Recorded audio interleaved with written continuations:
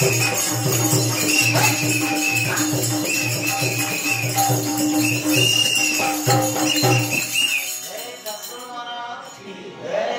11 ఋషి భూతని నమ్మన్నా కానీ ఆహా ఆ భూతని ఇప్పుడు వెళ్ళలేదు, ఎవరు చెప్పలేదు. అన్ని 7 కాలాలు అయిపోయి అంత పాము అయినా కానీ వెళ్ళలేదు. అప్పుడు భూతని నమ్మన్నా కానీ భూతని ఏమంటున్నారు, ఓహో ఇప్పుడే వెళ్తి తనయోడా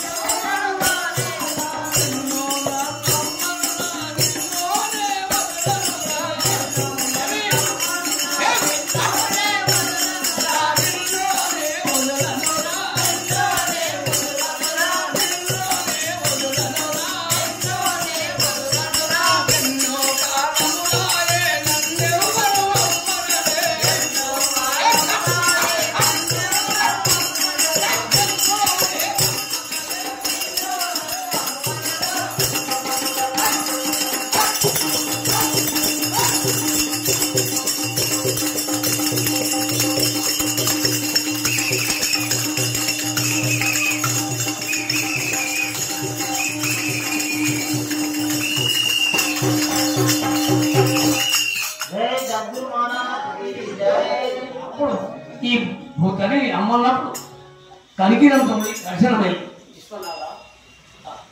నన్ను అమ్మన్నావు నాయన, నేను ఉతికిపోయాను, నీకు సరిపోయిన బండాలను ఇస్తా, ఏడైనా నీకు నిజం వదిలిపెట్టి తప్పగా నా వాణి చేసి నేను మూలం నింపుతాను ఆయన. సంతోషమాయనే అమ్మా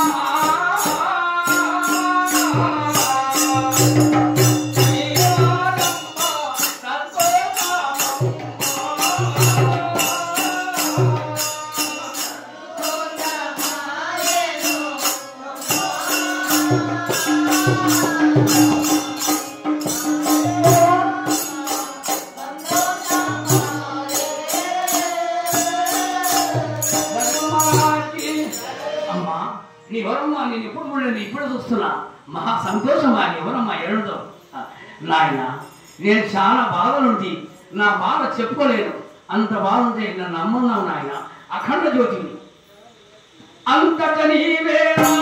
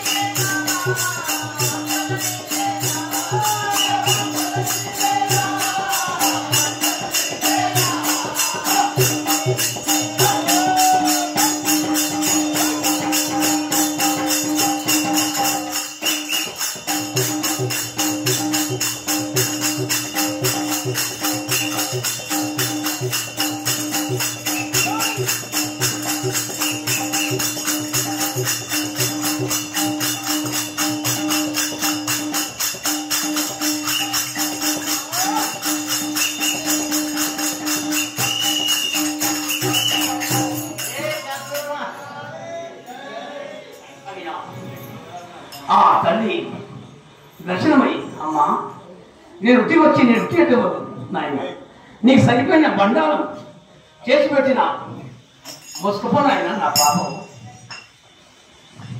ఏమంటు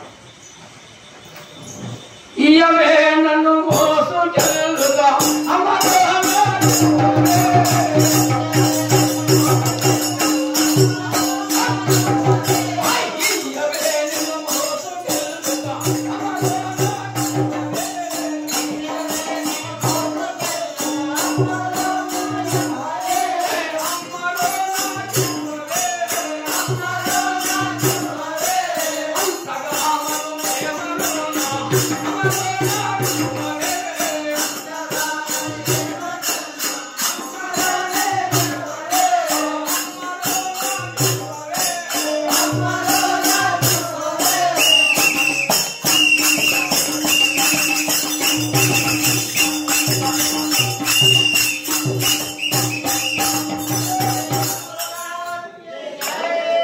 నాయన ఇదే ఇస్తా అన్ని నీకు శుద్ధి చెప్తా ఏడున్నా కానీ నీ ఇదే వదిలిపెట్టి నిన్ను నన్ను నమ్మన్నావు తప్పగా నేను నమ్మని అడుగు గట్టి గట్టి రూమంతా నీతోని పనిచుకుంటున్నా ఆయన నీకేమంటది అమ్మా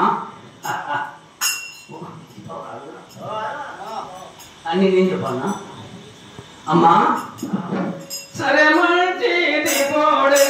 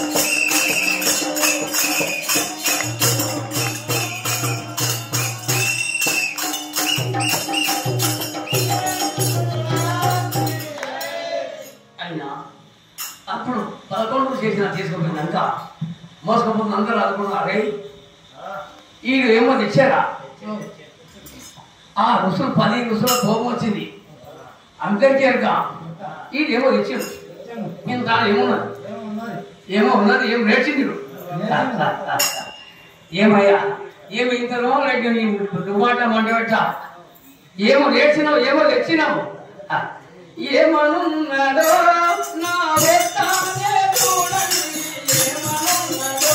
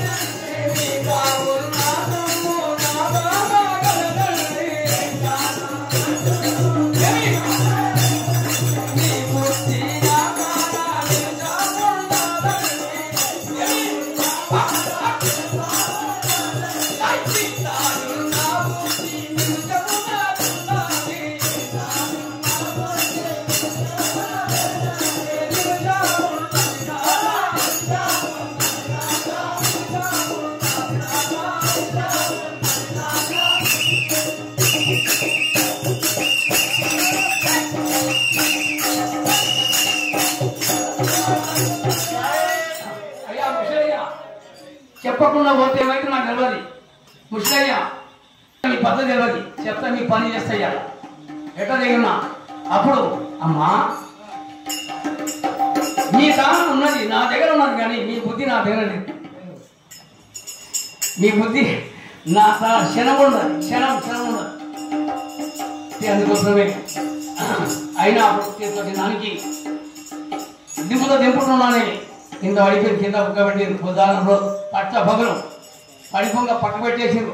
ఆ దింపిన సొమ్ముని పొద్దుముక్కినాక నాదనం అయినాక మొదలుపెట్టి ఎవరు ఋషి దాత 12 ఋషి కలిసి శాసనం చేసింది.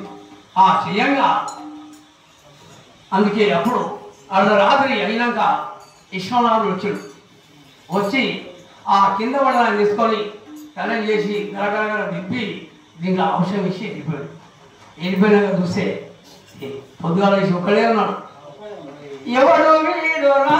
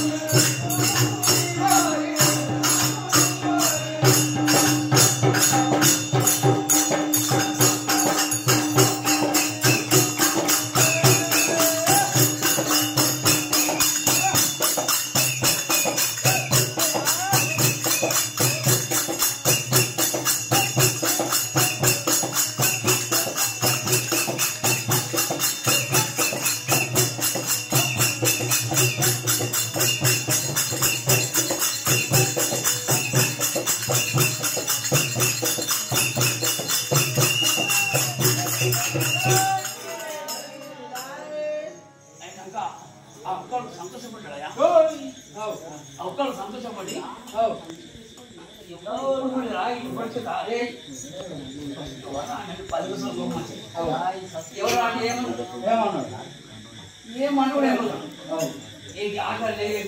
ఏమన్నా